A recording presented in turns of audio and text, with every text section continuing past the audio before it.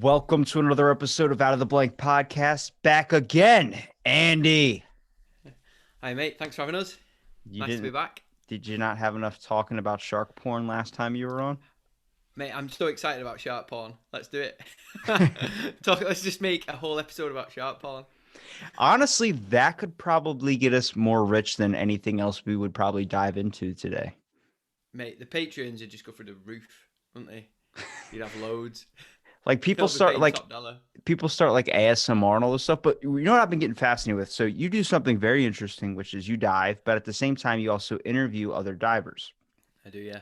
Have you talked at all about coral conservation and the fact of how pollution and everything is contaminating our oceans? Because I keep wondering from like, you always hear oil spills happen in the ocean or something, but Yeah. is there a way to be able to minimize or be able to reduce all the massive chemical spills that happen in the ocean? Because I live in Ocean City, Maryland, it's a beach town. Yeah. Every day you come across, you see the nice little rainbow in the water, and you realize that's gasoline that is in the water. And it's like, how much of Mm. that gets spilled in there daily, and how is that going to affect our system in like 5, 10 years? Well, I've spoke to a few different people about the different types of ocean conservation. So, whether it be the plastic content, because I didn't realise, I don't know if you do, that when they talk about microplastics, I always thought it was like a pen or something you've put in the rubbish that's then got crushed and broken down and become small pieces. But it's actually in stuff like your hand washes. You know these alcohol gels they're telling us to use now, the things that make them quite gelatinous. All them are microplastics. So all that's getting washed off your hands when you then wash them into the water supply, and eventually it'll filter down. Oh my God. So we have to stop suburban house moms from rubbing sunscreen all over their kid and their kid jumping right into the water. Yeah, well, sunscreen's a real bad one. So there's actually a brand. I think she's in Florida. I interviewed her very early on in my sort of podcast life, so early in the summer, and she runs a brand based in Florida, and it's called Stream to Sea. So it's completely environmentally and reef and ocean friendly. There's no plastics in it, no plasticizers, and it doesn't damage any sort of watercourse. And it's better for your skin. And she was the same as you. I think she was snorkeling or diving out of Palau, and she'd seen when people were getting in the water, this oil slick on the surface of the water. And being a cosmetic scientist as she was, she'd understood that that probably wasn't good for the marine environment. So came back and started looking at ways of developing a mineral based rather than oil based sunscreen. So she's now got hand sanitizers that don't contain anything like parabens and stuff like that, and certainly all her sunscreen and cosmetics that she's created are all really good for the environment. So microplastics being the sort of bigger one, because you talk it like your apex predators that eat lots of smaller fish that all consume smaller organisms. The apex predators being like the whales and the sharks, they're now laced with all these heavy metals and plastics, which are why a lot of them are washing up on on people's beaches, like your beachfront, I guess. You'll be getting quite a lot of stuff that's being Yeah. killed because of the stuff that's consumed by them, that's consumed by something else, and so on and so on. So the plastic buildup in them is horrendous. But when you asked about coral, I had interviewed someone who worked somewhere in around the Caribbean. Forgive me, I forget where. It's like when you've interviewed so many people, some little minor details fall into insignificance, don't they? I've But talked she to was one or saying, two. Yeah. yeah, what you on about 600 now? But she talked about this coral microfragmentation. So they basically get a big piece of coral, break it down using like a bandsaw or some kind of industrial process to make it into smaller parts, and they hang it on what looks like a Christmas tree in the ocean. There's just little, it's like a wooden frame that's shaped like a Christmas tree with all these hooks on, and then they hang these bits of coral on, which grows so fast and almost within no space, no time at all, it's almost back to its original size. But I didn't understand. Well, why is everyone not doing this? If this is a fact, if it does grow so quickly, what's creating it or making it grow so quick, and why is nobody doing this on a mass industrial scale? Because there's lots of big things that we didn't probably know about coral reefs. So when they talked years ago about cutting down rainforests in South America, saying these are the lungs of the planet. Well, actually, it's the coral reefs that create more oxygen for our environment and our sort of atmosphere than these trees do. And I never knew Yeah, a that. lot of people don't realize that. Like, if you live on Yeah, an island, actually, that since I live in a beach town, I was always like, man, yeah, you can always smell the salt air. It's so fresh and so pure. But if you ever mm, go from, like, let's say, if you go to New York City and then you go to maybe a giant open country, you're gonna be able to breathe a lot more because there's less pollution because there's less people there. yeah, Well, we went to Hawaii, I think, when I was like 14 years old, and my grandma wants to move out there because she has asthma. Because whenever she's back home, even though we live in the country or we live in a beach town, she has to have her inhaler on her. Whenever she went to Hawaii, she wow, never needed her inhaler because of how open and clean the air is there. It's a yeah, completely different atmosphere. But with the amount of technology that we're creating, you would think at some point that we would be able to maybe fix, like, edit genes, like how we do with people. We can edit out a certain part, like a deformity in a gene code. If you know a kid's going to be adaptive to have autism, you could be able to edit that out while it's in the yeah, womb. Why can't we do that with coral and make it like a starfish where we can splice it so then it can regrow itself after it breaks? Because I think a mm. lot of people don't realize it's like your teeth. Once it starts chipping and fracturing and breaking, you're kind of fucked at this point, and the coral is going to end up dying later. Yeah. Well, it's much like the best analogy we could use is a rainforest. You know when they say one falls down, and then loads of others start to sprout up quickly to try and fill the gap that it was I've in. only heard does a bear shit in the woods, buddy. That's all I've heard. Well, much like that, when a coral dies, all the other corals try and grow as quickly as they can to fill that void because space is, there's not a lot of it on the coral reef. So when they do this microfragmentation and they sort of hang them all out in the sea, they grow so quickly because that's what they're programmed to do. So they try and recreate a bigger coral to stop another one getting in its space. So it can clearly, the bigger they are, the more they can sort of live, can't they? So it's survival of the fittest. I think is the way they sort of go towards that. Well, any They're program they doing, create trying to stop or maybe reduce, I guess, the effects that happen to like water damage or happen to our ocean, like such as there's a restaurant in my town did biodegradable straws. Like, so if they do yeah, happen to end up in the ocean, they would just dissolve. It cost so much money they gave up on it after like a couple of months. And it's like anything you would see to try to protect the environment costs way more money, like going to the recycle bin. Even people bitching about other people not putting their glass bottles in a certain bin, you know? It really, why do you think that is though? Why does it cost so much? And why do people end up giving up on it? Do you think it's the factor of that there's 75% of the Earth's water that we really have not? I mean, that's how much of water there is on Earth is 75%, but a lot of that is unexplored. So maybe if we were in like another dimension, so instead of you wearing your wonderful onesie right now, we're in a dimension where instead of it being maybe 75% of the water we haven't explored, there's going to be 25% of land is the thing that we haven't explored. So we live in the sea in mm, another dimension. So maybe we would be more apt to want to know more about it. It seems like there's a mysterious fascination with understanding, I guess, the ocean or understanding water, but we have more of a fascination with going to another planet and going out into outer space. It's like, wouldn't you want to uncover every single secret down here? But then there's just this large amount of population, I think, is like, well, I can't live there. So why would I want to discover more about it if I have to go up for a breath every fucking 30 minutes or something. mm. Well, I heard you talking similarly a few weeks ago about, was it Jessica? The underwater archaeologist. You're having a similar conversation with her about these straws, and I think if you look at industry on a whole, I guess most people have got like plastic bags, haven't they, with stuff, and they, as in product that they're about to sell, and they've been doing this for so long that they've perhaps got a massive store of all these plastic straws and of all these plastic bags that are single use, and it's almost like too much time and effort when I don't know, the world's in such a sort of way at the minute where we're not sure where the economy's going to go, whether they want to invest money.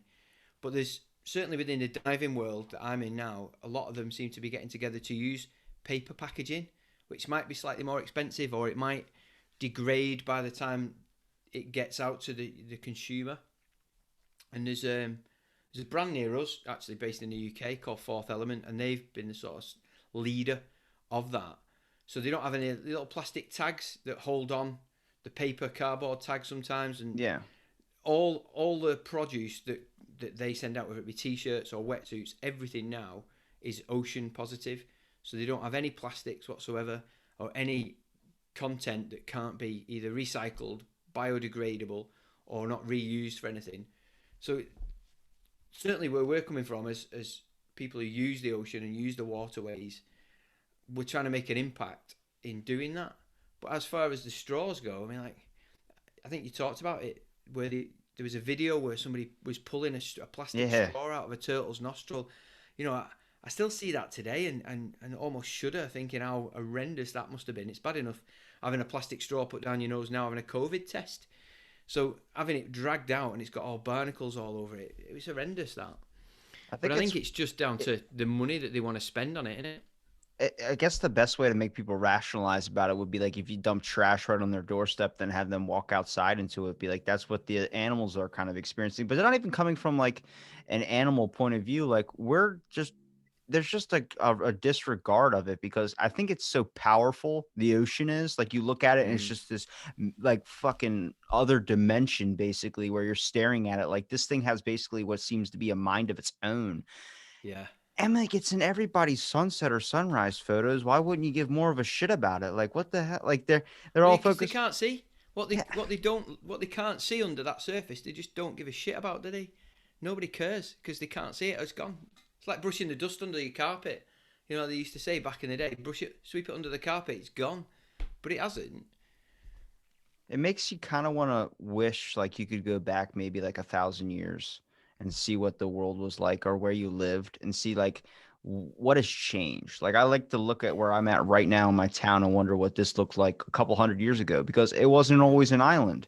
A massive storm came through and cut us off from the mainland. Really? So yeah, we used to be connected to this place right beside us called Assateague, but now you have to take a boat or you have to go drive all the way around like a full 45 minutes to be able to Wow. connect there. But we had a giant storm come through and cut right over and make this giant channel where boats go through now. And it's like, No way. what was that a couple hundred years ago? Was this whole giant connected piece of the land? And what we call the bay used to be marsh. That used to all be swamp stuff. And now we No way. call it a bay because there's no trees or anything hanging from it. I'll have to have a look.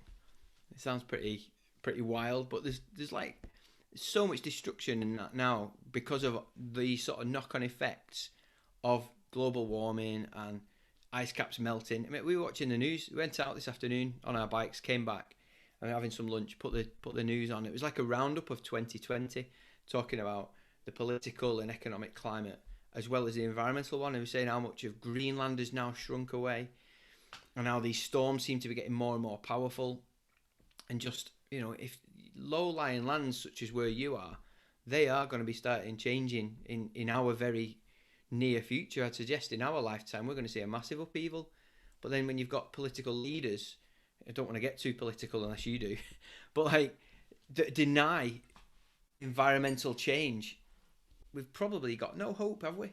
I think the hardest thing, because I think at one point I was kind of denying the whole global warming type thing. I wasn't saying Yeah. it wasn't real. I just thought it wasn't as serious as they made it out to be. I think they really hyped it Mm. up, making it seem like the world was going to hit this disastrous point where there's going to be hurricanes every single day and, the world was going to experience earthquakes every 5 minutes. But then you realize it's not really like that, but they're just trying to make you overreact so you can fix what's the damage that we're really causing to it because it's a Mm. massive amount. It's not like people are just going to stop. And honestly, if you look at those energy efficient cars, the electronic cars, they actually pollute way more than gas cars do. So Mm. it's all CO2 emissions. But what I think is happening is like with global warming, everything is bad for human life, but everything is really good for the Earth's life. And I know that sounds really kind of counterintuitive, but all the CO2 emissions are great for plants. That's why plants are being bigger. They're you people, you see pictures of them like, I just grew the world's largest tomato. And it's like this Yeah. giant, it's bigger every year because of the amount of CO2, but there's little less oxygen. And that's bad for our living. So Mm. they think it's like this ploy against the government and shit. And I'm just like, yo, like, What happened to the one point in history, like in the 1960s, where we were using jets to spray hurricanes with a certain chemical that was making them shrink down in size? Like we were Yeah. working on hurricane preventative measures. Now we just rely on the ocean to be able to pull those hurricanes away from us. Like I live in a beach town, so when we experience northeasterns all the time, but all the hurricanes look like they're going to hit us perfectly, they go right out to sea because the ocean drags it out because the hurricane goes out to where the largest body of water is. What's your thoughts on the conspiracy then of this coronavirus? Because another It's one of your podcasts definitely I real. listened to. It's Well, definitely real. I don't deny that it is real, but I was driving down one of the motorways the other day, and on the bridge, some kids had wrote "plandemic" as though it had been, put together as a. But then watching the news, like I said this afternoon, and they were saying how I think it was it Beijing or maybe Mumbai or one of the bigger cities in the sort of Far East. Normally you can't see from one side of the city to the other. Honestly, it was horrendous. And then they showed it during the true lockdown of this summer, and it was crystal clear.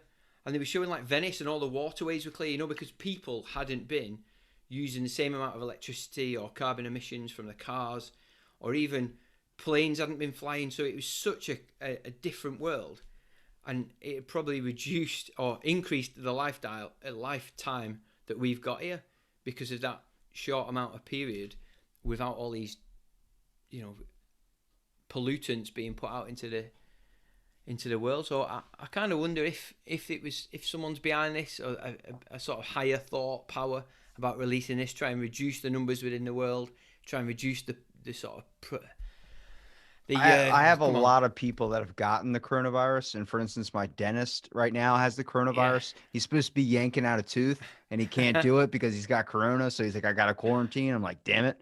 Yeah, But I think the weird thing is when you start to realize how much damage is it really happens to the earth that you're kind of living on. It's the same reason why if you look at the movie Avatar, it was one of the very few movies in the world that has ever really caused a mass amount of severe depression. And that's because of the fact that people were looking at a planet that was literally during that movie was destroyed by the military, was destroyed by human hands, this beautiful landscape. yeah, And it made people reflect onto their own planet, which I'm not an environmentalist guy, but I'm also not a piece of shit that wants to throw trash out of his window. And I have a bag in my car for that. You know what I mean? Like collect the yeah, trash and throw it away.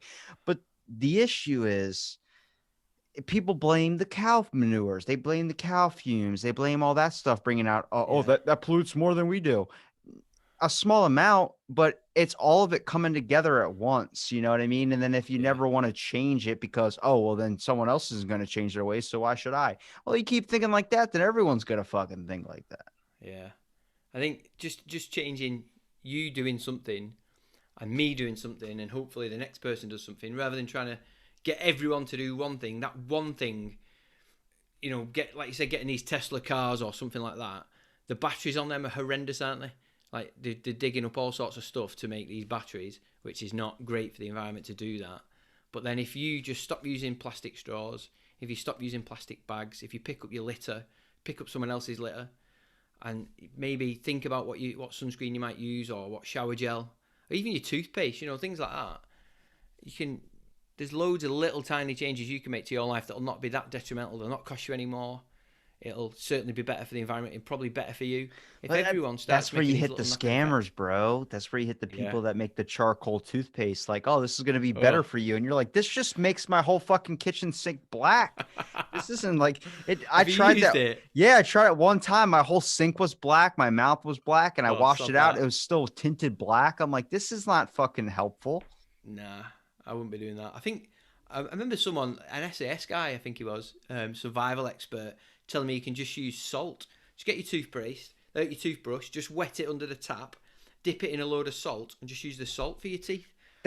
All right. So that is the craziest thing in the world is the fact that like salt water heals you more than chlorine does. And you're thinking, yeah, because chlorine's a chemical, but that's the whole point of it is that it's supposed to kill any bad bacteria. But I guess since it kills good bacteria too, but anytime you get a cut in your mouth or something, or you get a tattoo or something, they say salt water, get salt water on it because it Absolutely. heals it. So why the hell are we not giving a shit about our oceans if that's like the main healer? Like you get shot, I hope I fall off a bridge into a canal where there's salt water. Like, heal me there. You don't want to fall in any of the canals near me, mate. They're minging. Absolutely filthy around here. Well, I think that's why, like back in the day, there was a much more respect to our planet because they used to personify them with gods. Like Mm. Poseidon was the ocean. So if you pissed off or you did something bad to the ocean, you were basically pissing off a god. So I think a lot of people respected it highly. And I think that disconnect Mm. with like religion has kind of taken us to this like, who gives a shit about Earth if we know science is real? It's like we can just go to another planet. It's like, well, we haven't really discovered that technology yet. So if this one decides to say fuck it and etches sketches off of it, we're kind of screwed. Etch a sketch. Are you old enough to know what an etch a sketch is? Yeah, I used to have an etch a sketch. No way. You have to shake it and I, shit. I didn't think you were that old, me. How old are you? You must only be 20 odd. I'm 22. Oh, no way, an etch a sketch. 23 in a couple of days. Wow. What are you doing for your birthday then? Smoke crack. I don't know. Probably shoot a shark porn. I have no clue. Oh yes. Let me know. I'll come over. You know I'm I'll have coming to you. you for director's edits, All bro. right. I'll be all over the direction, mate. Yeah. Oh wow. We've gone full circle there, haven't we? Then saltwater is like the future, isn't it? Then. I think it probably would be the most powerful thing in technology, but like I don't think people understand the amount that we have grown from where we have back in the day. Like from civilizations in the past, we might have been more advanced in technology, but I think that's completely isolated us from what the world is. Like it just dropped from 60 degrees like a week ago to now it's like in the high 20s. So I'm like, Really. obviously there's something going on with our planet where it doesn't know what the hell to do. The only good part about it is there's no fucking geese anywhere, so I don't have to worry about those nasty little bastards. But there's a point where if you look at how we've kind of shifted, they found water on the moon, and I'm looking at that like, are you going to be the first diver to be on the moon that's going to do that? Well, not certainly not there, but I interviewed a lad in Australia earlier on, and he's on the Mars. Is it called the Mars One project? So they're sending out. I think it's 4 people, and he's a scuba diver. That was obviously why I was interviewing him. But he's on this Mars One project. So in 10 years' time, 2030, they're going to send either 2 or 4 people on a one-way mission to Mars, and he's well interested in cave diving. So he's diving all these little mountain caves in. I think it's Mount Gambier, which is the sort of southern tip of. Is it southwest or southeast of? It's in Victoria, so southwest of Australia, and he's diving all these little caves and learning how to live in these sort of weird environments, so he can get out there. He's down to the last 100 now. I think they had about 13,000 entries, or maybe even more than that. But he's down to the last 100 to see if he can get out there and live on Mars. So imagine that if there's water on there and he could get cutting around diving on Mars, that'd be alright, wouldn't it? That's the issue of with wanting so much technology is the fact that you can look at it like, oh, then we can go to another planet. So that means when this one's gone, we could just have another home. But Yeah, Mars was just like Earth. Mars had water on it, but now it doesn't anymore, and it's like known as like a dust planet because of the fact is they something over there fucked up. Something didn't work properly, and next thing you know, all the water's gone. It's like going to Egypt. We're like, there used to be water here. yeah. It's crazy, isn't it? Why not spend loads of time here getting this place sorted? We live here. Why go and find something else? What People can we do over there? I think you have to entertain them with a mystery. And I think that's when cryptozoology, Nessie, and all those things come in, is when people feel like, oh my God, there's this giant mystery thing at the bottom of the ocean. It's the well to life or the journey to the center of the earth type thing. I think that gets Yeah, people more entertained and wanting to explore more about the earth and then wanting to learn kind of all the damages that are being done to it. Like there's underwater pyramids off of like Taiwan or something, and they're like, how did this happen? Like, how is there that was built by the aliens? It was like, no, it could have been something that just shifted underwater. It could have been a land formation that could have just fell yeah, down under the sea level or something. But they're looking at it like everything's so perfect, and this is way deep underwater that even thousands and thousands of years couldn't have produced this. That means it would have to be like it was built underwater and it just kept sinking farther and farther down. So I'm like, if we have that, like, why are we exploring that shit and trying to figure out where's this, where's that? Maybe there's a lot of hidden treasures in the ocean we still need to find out. that might be Atlantis. It might. Nah, come Don't think. on. Do you not No, believe in Atlantis? I I've don't. heard you talk about it a bit. I think Atlantis is because now they're talking about like they don't even know if Plato is real. They think he might have been like an alter ego of Right? so Aristotle or whoever Socrates, whoever created Plato, kind of is like a Jekyll and Hyde thing. You know the story of Jekyll and All Hyde. right. There's Yeah. Yeah. Yeah. they think it was his alter ego was Plato, that he was actually maybe a made up person because there's no evidence that he actually existed, just a lot of his works, which could be someone using a pseudonym. That's the thing. Imagine 100 years from now. You know how many fucking people nowadays on Instagram are using like a pseudonym that's not their real Yeah. name? You're never going to have a Yeah. track record on any of this. No, it's gonna be weird, isn't it? Speaking of which, I've just lost my Facebook account. Somebody hacked it the beginning of November. That explains a lot because I was like, who is this person that messaged me? And we started talking. I was like, it's obviously my conversation with Andy, but it's not him anymore. Yeah, changed my profile picture to a girl, and she was quite hot, to be fair. So, Is it Mindy? thanks. Mindy Clark? No, it was Melissa. Melissa Clark.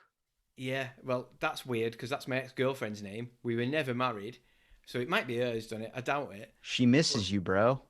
well, I can't blame her. Cool guy, Anna. Yeah, I mean, you got the onesie. If I saw that and I was your ex, I'd be Christmas freaking out. onesie. I made a Yeah, mistake. well, but then it started messaging loads of different people looking for dates, saying, "I am a hot girl. I'm looking for men. You don't have to be married or single or whatever." And then they reported my account, and I can't get on back. I can't get it back through Facebook now. They just won't entertain it. Any email I've sent them, they're just ignoring me. It's not a So bad thing that you're kind of off social media on that no, Facebook regard. I mean, it's nice because that thing helps you when like birthdays are coming up. But yeah, like, it's social media has given everybody an avenue to release their inner freak, I would say. And what I mean by that is like, I had the guy who made my comic book T-shirt, Adam Coyle. He got somebody made an Instagram profile of him and like just his face, like just took multiple pictures off his Facebook and stuff. And he's like, what the yeah, fuck? And he had to contact them and let them know, like, that's not me. That's not me. But it's like, how low are you in your life to want to impersonate somebody else and try what? Like, and not even a fame. Like, if you click mm, in like Ryan Reynolds on Instagram, you're going to get 50 Ryan Reynolds pages that's where it's like, crazy, isn't I'm the real Ryan Reynolds. And then the other person's like, I'm the real Ryan Reynolds. And you're like, it? where's the blue check mark so I know you're not an I know. asshole? Yeah, I mean, like, I don't miss Facebook at all. I just miss the fact that there's 13 years worth of my children or my life. That I can't. There's pictures I don't store on my laptop. I don't have a backup hard drive for all them photographs. So and then there's God knows how many contacts for work and things like that. That's probably what I miss is the fact that you can't just go in and find some bit of information that you need. It's why I But I don't don't like miss. PayPal. I don't like PayPal because when I created a PayPal, I got like 50 million emails saying somebody hacked into my PayPal thing and my card. I have a balance or I have all this stuff on there. I'm like, nope, I am taking my card off of this. I don't want Yeah, this even being because you hear about it getting hacked all the time. I get 50 million emails that are spam. I had someone message me from like an unemployment line back when the pandemic happened when I signed up yeah, asking for my contact info, like my social security and stuff. I typed in the last four digits like it said to, and then I sent it. And I was like, wait a minute. When the fuck does anybody ever ask over email unless it's on phone about my social security number? So I was like, somebody could have just hacked right into my Maryland department thing, whatever, and just started using my account to yeah. get a bunch of free money and shit. It's the stupidest thing. It's like, I get it. You're a crafty criminal. Good job. But like, why are you going to try and impersonate somebody else is the most ridiculous way to make a buck. No, I had. Was it last summer? I had one of them emails saying, "We've we've hacked into your webcam on your laptop, and we've caught you watching a certain Porn. pornography." Yeah, Yeah, shark and porn. unless you do, yeah, sharp porn. Unless you deposit so many euros in Bitcoin, we're gonna share it with all your family, and they'll know how you get off on it or how quickly you come or some crap like that. I'm like, send it, let them all see. I don't mind. About to say this is obviously solo artists or solo people that are doing these types of like criminal cases or criminal things, I would say. But imagine when the internet was first released. Imagine this giant shift. Ready?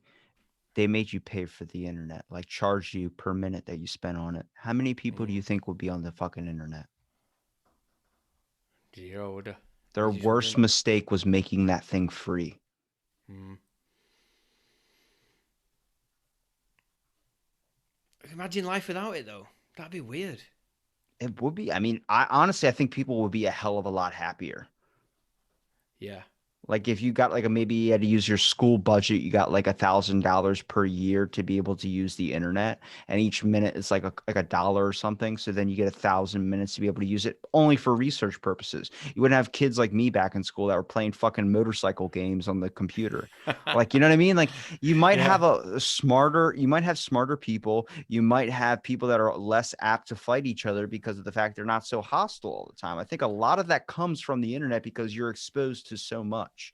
Like I can look up anything from documentaries of true crime and like every single podcast out there. Like Hmm. it's a whole avenue. Everybody's talking about the same thing in a different way, and it's just giving you so much information to be like, I never thought of it that way. And then next thing you know, you're pissed off. Podcast is almost like having a new social media account. There's that many podcasts out there talking about every single different genre that there is within the world. It's almost like if you've not got one now, then you're not the cool kids because that's what it needs to be. And like if you look at how Instagram took off a few years ago, and then everyone who's doing really well on there is because they've been on quite a while, and they've all making a living from it now. So hopefully we can start making a living one day from doing this. I don't know. That's the idea, is that since other people are doing that and it's becoming a mainstream thing, that maybe that it would be an easy option to do a living. But I'm like, that's where you messed up if you really turn it into trying to make a living, because those people that got there in the first place never even thought in a million years it would be a living thing. Mm, It's the idea of like sometimes you hit it on the perfect groove. You get like a nice Howard Stern or something where it's like you create a talk show, or Tom Green. Nobody even talks about that guy. He's one of the no. very first legit podcasters. He had his own damn show, and then now he is starting to get in the podcasting game. But he had a famous show on the Canada's network, whatever. Freddie Got Fingered was a good movie thing that he What a had. So film. it's like, that guy slipped right into the radar at the beginning of kind of the radio era of stuff. And it's like, you got to find what that trend's going to be. And to know what that is like impossible. And I think sometimes you just get lucky, like winning the Powerball with it and all. But Mm, I think the issue with podcasting is it's going to end up becoming this thing where everybody's going to be already into it. And then it's going to hit a new form. Like I remember Instagram when that was so huge. I don't use my social media really anymore. I don't talk to anybody unless it's like you message me or something. I yeah. post and then I go off of it because it's so fucking draining. And once you take that break, you really don't want to be on it again. Like when you start getting obsessed about your followers, Mm. that's when you need to cut that shit off. I see my kids because like my eldest two are in the 20s, like 21, 22, and then my youngest is she'll be 17 in February, and they are just obsessed, not by the number of followers, but obsessed with copying what other people do. These influencers, as they call them, they all have to have these mega expensive trainers, or a certain type of watch, or a certain type of coat, or a bag. And for me, that's fashion over function. Whereas the scuba diving I do, in some respects, there is a fashion in there, but it's got to be functional because the stuff is so expensive. As soon as you start talking about a marine environment, so it's got to be waterproof and then depth proof, and it's just phenomenal amounts of money. So it's always been function first. Whereas these are just buying trainers, almost £1,000 on trainers, and they'll be out of season next year. No, they'll not want to wear them, but they'll be brand new because they've worn them twice. And it's just phenomenal how people want to copy and emulate other people, certainly using stuff like that. Whereas if they just stuck to their own town or village that we live in, they wouldn't have a clue about those kind of things and be well better off for it. It's like you're spending so much time underwater. Do you really care how stylish you look? Like, oh, you're wearing a Gucci wetsuit. No, Absolutely. that's really Yeah, mate. holy I have a shit. camera, don't I? So I've got to look fine underwater. And then when I get out, there's my wife's gonna look at me and go, "Look how good you look." You're gonna No, shell out a seriously. couple extra $1,000 just for like a couple. Maybe you're only use it what, once or twice a year, maybe. No, no, no. I'm in it once a week at least. All right, that's a reasonable purchase then. But I'm like, Yeah, if you're going scuba diving and you get all the best gear, but you're only going to go out once or twice a year or something, I'm like, what's the yeah, it's point? Nobody's pointless. ever going to see that. You do get quite a few of them that just like holiday divers, so they'll go over to the Red Sea or the Caribbean or something for a couple of weeks, and then never dive again. But then you have to have all the best kit. Whereas I'm going to diving tomorrow, and it's only about 4 or 5 degrees Celsius outside. So I've got a heated undersuit, I've got a thick undersuit, and I've got a dry suit. All the obviously the latest fashion, but because the functionality comes out of that latest fashion. If you buy something that's 10 years old, it'll be a completely different material. So it won't be as heat conservative perhaps as the newer stuff. So if you want to stay warm in really cold water, you've got to have the latest gear really. But Let's it's make like if you're fucking going to snorkeling better, dude. That used to be my shit back in the day, was snorkeling.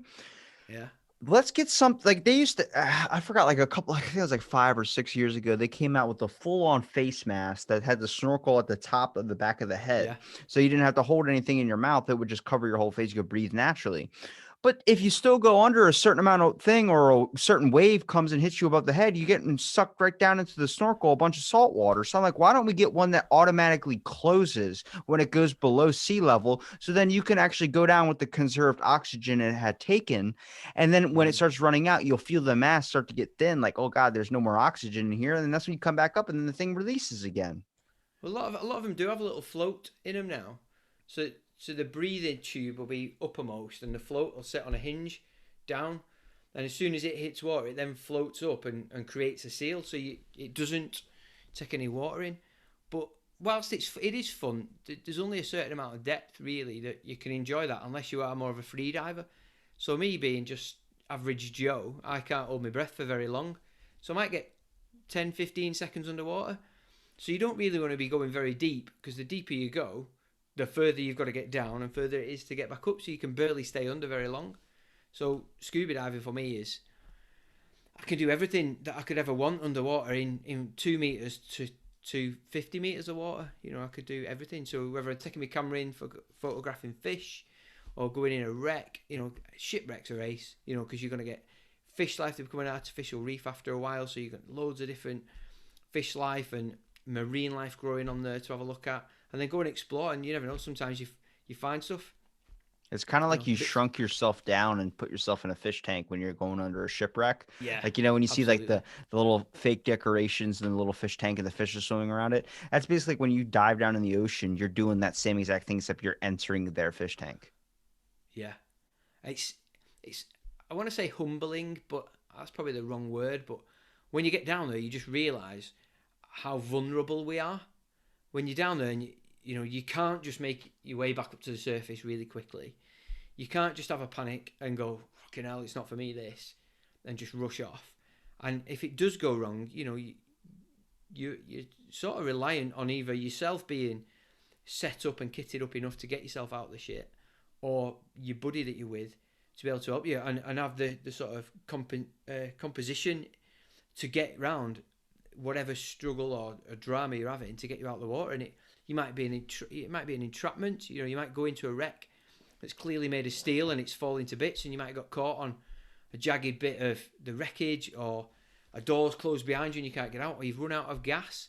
Can you imagine that? You've nothing else to breathe and you're 30, 40 metres down. So you're putting yourself in a position that's pretty flipping dangerous. It's like when you're going traveling for the first time, except this part is like you're used to walking out of your house and knowing nothing's going to attack you. But when you go to Mm. like Yellowstone, or you go to somewhere where there's like a giant camping thing, you're like, Yeah. oh God, there's actually bears out here. There's a fear.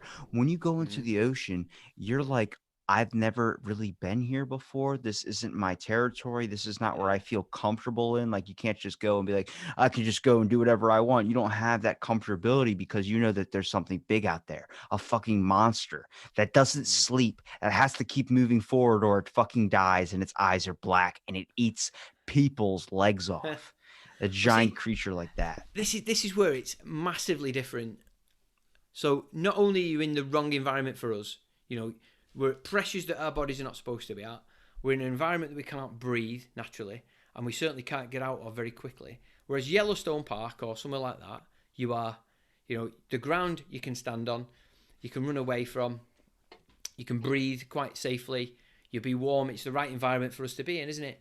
But if you approach a bear, or a bear approaches you, you've pretty much not got a hope in hell, have you? If you can't outrun it, you can't outclimb it, and you certainly probably can't outfight it. It depends. You can outrun it if you're on a hill. Or uphill. Well, if you go downhill, what happens Yeah. is its back weight is heavier than its front. Or does It'll it go start, over it, yeah, head it'll over start shoulders, tumbling roll over down, itself. roll Yeah. past you? Yeah. But if you're in the sea and you come across sharks, generally you go in with quite a professional dive outfit. So they'll give you a bit of training beforehand, so you'll understand the body language of sharks. And certainly the environment you're going in might not be its particular hunting environment, or the depth of water it's swimming in might be more safe for you to be in, because that's not where it's a predator. It's just cruising around, staying warm, and then it'll hunt in a different part of the day or a different depth of water. So you can get in their environment and you can approach them very, very closely, and be quite at ease, and you can read their body language where they might not be interested. Certainly there's different types of sharks that are more aggressive or more approachable and relaxed. Like tiger sharks, you think, oh, they look massive and they look really fearsome and dangerous, but from what I've been led to believe, they're one of the most safest ones you can get with at the right time, at the right place. So you can go and do that. You almost touch them. Obviously, we don't talk about touching them because it's not. You go and look and don't touch is what they say. But if you can get that close to them, so you can get a photograph with them, almost like a selfie with a shark, you never know. You might be able to create that shark porn that you're after. Yeah, it depends on if they're fucking hungry or not. Did that thing just eat? It's like when you see the people playing with the tigers and stuff. It's like, how are the tigers not eating that guy? Well, the tigers already ate. And it's like, oh, that's why you don't really see a whole lot of those types of pictures and videos with bears, because No, bears don't have that sense in their head of when they're fucking hungry or not. They just they're like eat grazers, and aren't they? yeah, they just eat and eat and eat. There's a really crazy ass video of a bear on a unicycle, and he's like cycling, and a monkey is on a cart in front of him, like on a little bicycle, and he's kind of Right. pulling the bear in this little cart, and Yeah. he's going. Well, something happened during the circus show, and it's on video, where I guess the monkey slipped up or something, and the bear's cart crashed right into the back of the monkey, and the monkey starts screaming, and the bear, out of just like agitation and anger, just starts eating the monkey in front of No. everyone. And I'm like, that's what I'm saying, is you don't understand these animals. Like people, like, I'm not afraid of sharks a whole lot. I don't want to ever come in grass with one, because if you've ever tried to fight underwater, it's fucking impossible. It's like you have no strength at all, so I'm not going to try and fight a shark in its element. But I would never want to fight an alligator. That thing that clamps down on your leg and does a roll where it breaks your leg off instead of just Mm. biting it clean off, that scares me more than anything. Did you ever see that video? It must have been somewhere like Thailand, and it was a crocodile show, and the guy he's trying to tap it on its nose and then touch its tongue, and it grabbed him, and there's like 100 people watching, and he just almost like pulled his arm off, didn't it? It was Do just you, rolling and rolling and rolling. if you see a video like that, do you sit there and feel sorry for the guy? Obviously, you're astonished by what No, happened, or are you just like that? You kind of deserve that. You're fucking with an animal that we yeah, don't even know. absolute dickhead messing with animals like that, aren't they? I mean, you could probably shoot an alligator or a gator in its back, and it probably wouldn't really break through its Ping off it. skin. Yeah. Yeah, I've seen people scuba diving with alligators and that though, and crocodiles. As long as you stay underwater with them, that's not where they attack. They attack on the surface, don't they? They sort of sneak up and then come out and grab. So you can get in the water with them. Again, I don't know how I'll be like you with sharks. I don't know how keen I'd be to do that. But Maybe they can't get their jaw shut with the same amount of force when they're underwater. yeah, Because if you ever try and like move your arms in water, it feels like they're slowed down a little bit. yeah, I don't know. But sharks and that, they're really starting to interest me. I've dived with a few now, not a lot, but a few. And the more people I talk to about it, the more interesting it seems that there's a lot to learn from them. Like they've got this sixth sense, with a lateral line that runs down them, so they can almost understand our emotions and our heart rates and things like that, so they can kind of see if we're panicking or not, and if we are panicking, they might see us as a threat or as prey. So you've got to remain calm and stay in the right positions. So we dived with them in the Red Sea, 2019 it was, and it was an oceanic whitetip, which are pretty famous for creating quite a few fatal attacks. Certainly, you remember the film about the SS Indianapolis that delivered the bombs for Yeah. Hiroshima, and when that was coming back and it was sank, I think they were the oceanic whitetips that caused all those sailors to get eaten. So we were told the summer before someone had been attacked where we were diving. So we were taught we're about to be in the water column. So below 6 meters was the safe zone. They hunt in that last 6 meters of the water. And we're supposed to watch them and see where the pectoral fins, if they're down and relaxed, then it's okay. But as soon as they bring them up, they're a little bit more attentive. But they just swim past you, just sort of dead serpentine, like, side to side, just sort of taking in what's going on, and then just disappear. And they just weren't bothered, but they weren't that far away, maybe 10 meters at max. But they could turn like that and come and get us, and we'd have just been, there's nothing we could have done. We'd have been absolutely just left to it. I think you look at that like they're letting you be in their home. They're letting you into their doorstep, and you don't want to piss on their doorstep. Or like, when you go into somebody's home, you like, hey, a lot of nice paintings. Like, oh my God, look at that ugly kid. And that's my son. Like, you don't want to do that because then you're getting kicked out.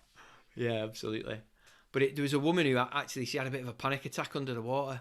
So they were really scared that because she was creating all this fuss, that it might have caused a bit of an issue. But they managed to get her out, and there wasn't one, thank God. But I think as much as they say we relate to apes, I think our mannerisms are definitely apes, but I think our survival instincts and are kind of like our personalities a little bit are a lot like fish. Because like I was listening to a podcast with a marine biologist, and she was talking about how like when you see those giant groups or schools of fish when they're going in and out of each other, kind of morphing around, they're not doing it to form this giant blob and be scary. What they're doing is they're moving in trying to hide, and they're actually forcing the other ones out. So everyone's trying to fight for the center. And when they're doing that, that means they're all moving in and out of each other, pushing each other out. And the sharks will pick off the ones on the outside. So that's why they're all look like they're forming together in one giant thing. They're not working together. They're literally doing the selfish thing, every man for himself or every fish for himself, and trying to fight for the center to get away from the outside where the sharks are, where the sharks will just pick them off one by one. I'm like, that's fucking people. Anytime you watch a movie and a shark comes, everyone's like kicking and pushing each other and like trying to get away and not caring about the other person. And everyone's like, oh my God, that woman didn't even care about that guy. It's like, you would be the same thing as survival. Absolutely. You're in a fucking underwater dimension where sea creatures live. You're not going to want to fight and you're going to try and get out of there. I'd tread over my own kids, me. My children would be pushed in the way. Get out. It's like they're sitting there applying sunscreen. You're like, fuck it, and push them out of the way. I'm not sacrificing my life. Get away. Mom said wait 30 minutes before we could swim. You're like, get out of my way. Yeah. Ace. So what else can we talk about? We talked about a lot. I'm surprised you haven't started shark porn yet. That should be like a trending hashtag. You should have a segment on your show. Should we? Okay, I'll try and, because I'm about to start season 2. So shark or shart? Shark or shart? What, shart? Shark or shart. So they either have to tell a shark story or they have to tell a shart story. And you can't tell me, because you're a diver, that you've never had a shart. No? What's that? It's shitting in your pants. I've never heard that before. Dude, you've never shit your pants? Oh, I have, yeah. Okay, twice. Yeah, that's what I'm saying. You got to have them share that story. It's called a shart. I've never heard that before. Yeah, it's like when you think it's going to be like a fart, but it's not. It's a shit. Yes. The one time I got massively sick was because I drank a lot of salt water when I went to Hawaii from snorkeling all day. I would get it in the tube. Well, I was throwing up bile and I was shitting my brains out. I dropped like 10 pounds while I was in Hawaii in that like 3 days. So I was like, you got to do that. Do shark or shart. You can share a really cool shark experience, or you can share a shart experience. I'm going to write it in my notepad for next week now. Shark or shart. I love that. I can't believe I've never heard of it. Shart. You probably call it something different in the UK. Nah, maybe not. Just, I think it's never been discovered, that sort of phrase. But now I'll be on it. I'll ask next week. Shark or shart. And then you could call one like to capacity. And then you'd have to think of a segment that would go good with to capacity. Like, have you ever had a moment in your diving experience that was so like that filled you up to capacity, like you couldn't handle anymore? So you could do that. A lot of us, I'd say, the training that we do, because there's so much to do. I wouldn't say we're on a level like an astronaut, because obviously they've got to fly there. They're in a completely different zone. They train astronauts underwater. Yeah, but I'd say we're similar in very many respects. There's so many things going on. Certainly, the level of diving I'm at the minute, where you've just got your buoyancy. So whether you're sinking or you're floating, where your trim is, so whether you're level or you're more up, so horizontal or vertical. Then the type of gas you've got to breathe, it's got to be set at a certain level. So the gas we're breathing here is 21% oxygen and 79% nitrogen. Well, you can alter the levels of both of them to improve your dive and speed up your ascent. So when you finish diving and you want to get out of the water, the more oxygen you breathe, the quicker you can get out of the water, because it reduces the nitrogen that's in your body, which is the one that causes the bends. So things like that, there's so much monitoring of your instruments and stuff like that to do. And then you might want to take a camera in the water, so you're trying to set up the settings and the lighting for that. It just becomes so consuming that you do it at capacity so quickly. And then imagine then if all things go wrong, you've then got to control all these other things whilst maybe your buddy's having a panic attack, or you're getting a carbon dioxide hit because you're breathing too rapidly. You can't remove the carbon dioxide, so you start getting headaches, and then you're likely to blank out, and then if you pass out, then you might drown. It's all consuming. So there's going to be so many tales about max capacity there. That's why I would never do diving as like a career, because there's too much stuff for me to remember. There's too many things that I would have to be worried about. And like the craziest story I've ever heard was from my environmental life science teacher. Talked about how her husband had went diving with a bunch of friends, and one of the friends had went down so I guess deep in the water, and his oxygen levels had gotten too low that he ended up taking off his mask that he was breathing in and chasing a fish, trying to put the oxygen mask on the fish, thinking the fish was drowning. And they had to convince this guy, basically almost like get close to like knocking him out and being able to bring him back up to the surface before he completely drowned himself. And I'm like, damn, like, it's like being in the desert and you're so dehydrated, you start seeing shit. Like, I would hate to be underwater, dehydrated, and trying to figure out what the hell is going on. That delirious factor is the scariest thing to me. Well, they call it nitrogen narcosis. So although we don't metabolize the nitrogen that we breathe in, it does get consumed, or sorry, stored within the tissues of your body. And the deeper you go, the more compressed or condensed it becomes. So you have, it sort of becomes more and more and more. So the deeper you go, the more effect you get from this narcosis. So one of the reasons you would increase your oxygen is to reduce that narcotic effect. But it is like feeling drunk. Like my wife, she gets it very quickly. I haven't noticed it. I'm sure I do get it, but not noticeably quickly. But she does, and it's almost like drunk. She's so cool. If you ask her, is she okay? She's just like, yeah, man. As though she's stoned or something. She's It's because there's less oxygen going into your brain. Well, it doesn't. No, what doesn't happen is you still, the 4% that we metabolize still is the same, but because it with pressure becomes depth. With depth you get pressure, and in pressure the gas gets compressed. So there's more of this nitrogen. So it's not reducing the oxygen that we consume, the 4%, but there's just so much of it, your body can't really cope with it. So you get this narcotic effect. Kind of like when whippets were really big back in the day. You used to be able to inhale whippets.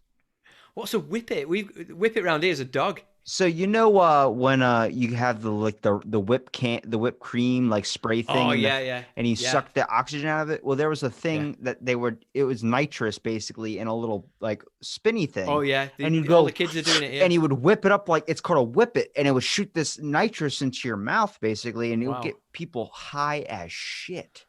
Well, all the kids around here are doing that now. So they'll buy this whipped cream dispenser. They'll put the little nitrox. No, it's not nitrox, is it? Entonox. They put the little cylinder in there and they fill in balloons up. So they're all breathing. That's whippets, bro. Doing balloons. That's whippets. So they're all taking off these balloons, but all their heads are popping. There's loads of kids dying on that round here now. It's because you're freaking shoving in air that's not supposed to be there. They're all idiots, aren't they? But you see these little canisters everywhere on the roads, boxes of them. You go to fuel your car up or your van. Dude, they're all I think the petrol station. Everything in the U.S. probably hits the UK like a couple of years later, because that was big for us a couple of years ago, but not anymore. Have they sort of made it illegal over there now? Well, I think everyone got over it. It was like a trend. Yeah. So it's weird how we all hit coronavirus the same though. Like everybody's on that fucking trend. Everybody's on that tidal wave. Definitely a pandemic, mate. That's why it was released same day, same countries, It's a everywhere. conspiracy of the people, the mermen from Atlantis. But was it fish head or fish tail? That's a tough question, man. Because either way, you've still got a brain, top and bottom, haven't you? Would you bang a mermaid if it was head fish or tail Oh, fish? she's got to have good legs, though, hasn't she? She has like a thick ass, like a Kim Oh, Kardashian ass. I don't know. The ass, I'm not bothered at. It's their thighs. If they're rock hard, they're a little shape. Oh yes. I'd rather just have the top half because then I wouldn't even be worried about banging. I would just be like, hey, we're gonna sit and talk. We're gonna take photos from the waist up. But would it be Ariel the mermaid or that Prince Eric? He What are was an you handsome lad. Him. what are you doing to me? You're making me go back in my Disney freaking backlog. Oh, Would she it be wasn't like it though, but she was definitely of Aquaman? age, so it's okay. She was okay. She was of age, so you can say Ariel if you want. How do you know that? Well, she had them. She got married, so she She couldn't have looked been like 12, could she? yeah. In some countries, they get married at 7. Oh, that's weird. That's fully weird. In India, they get married Oh, pretty young. uh, that's why we live here. That's why we live in the West, mate. Safe in it. How do you know what a safe marriage is? Well, I'm in one now because she's ace, my wife. I've been married before, and that was horrendous. That wasn't safe at all, mentally, You, physically, in you know, any way. this is what pisses me off about this is the fact that Go on. if you're an 8-year-old boy, you can marry an older woman, and people look at that like, okay, like that's still weird, but it's not as bad. But if you're an Yeah, 8-year-old girl and an older guy marries you, that's fucking horrific in our society. it is weird. Oh my God. It makes me think like, because there was a teacher a couple of years ago at my school that got busted for fooling around with a younger student. It was a guy teacher, and All right. people like lost their shit, wanted to kill this guy. But I was like, if that was the opposite, like it was an older woman teacher going after a younger guy Yeah, or a it's not younger that bad. kid, yeah, it's It's not that fine. bad. That's fucking weird. And they're usually quite hot as well. And you're dead jealous that you never had that teacher. I am. It's like the relationship with the seahorse where the dad carries the eggs. Yeah, that's odd. But then if it's spiders, don't they eat? Don't the female she has sex and then eats him or sort of kills him or something? Yeah, sometimes So kills the husband, that's kind of weird. kills the dad. But This there's has a been this. well, there's a certain animal, I forgot what animal it is. Apparently, I don't know if I don't think it's a lion, is it? No, it might be a lion. So a lion will kill its own cubs, like the alpha will, in fear that it might rise up and try and kill him. That's a bit nuts. I don't. Unless he's hungry. I either that it's lions or something with bears, where they will literally kill their own kids in fear that the kids will come and kill. Like if it's a bunch of guy cubs or male cubs, he'll kill the cubs. I think you're right with lions. I mean, I've not watched a lot on bears either, but I think you're right with lions. Definitely, mate. This Just has been the weirdest subject around the world we've ever done. I'm just It's like gone saying. completely around the. These are the facts people nobody ever wants to talk about. Like people go like, "Oh, they're so cute because they're in a zoo." I'm like, "They're all savage animals. We're all the Yeah, exact same. The fact that we're on this higher pedestal on the food chain is just a stroke of luck. We got lucky." I think we did definitely. I'd be wait Mm. till one day when the plants start to kill us. That's the real problem. Day of the Triffids. Yeah, it's a big old world, isn't it? And you could have been brought up anywhere in the world, and we're pretty lucky to be somewhere that's clean and it's pretty civilized, isn't it? And we can just get on with life. Apparently to some paleontologists, the golden era of living was the ice age. Like Really, that was the best time period on Earth, was that time period. And I'm like, so wait, what we have now with all our advancements? They're like, nope, that was like the best overall optimum our optimal time period was the ice age, Arctic age. why is that though? Because it was like cleaner and there was loads of food and less people, or it was frigging freezing and you could live in a cave.